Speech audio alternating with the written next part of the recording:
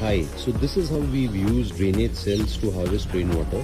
So in between this normal cemented and tiled pathway, we've placed drainage cells like this in between. And whatever rainwater is falling on this surface is going through these drainage cells and percolating into the ground and recharging groundwater. So this is how you can place drainage cells in between your pathways, and this can greatly help to recharge groundwater. So this is how we've done it. We've just placed these drainage cells on a layer of stone, and it's greatly helping to recharge groundwater.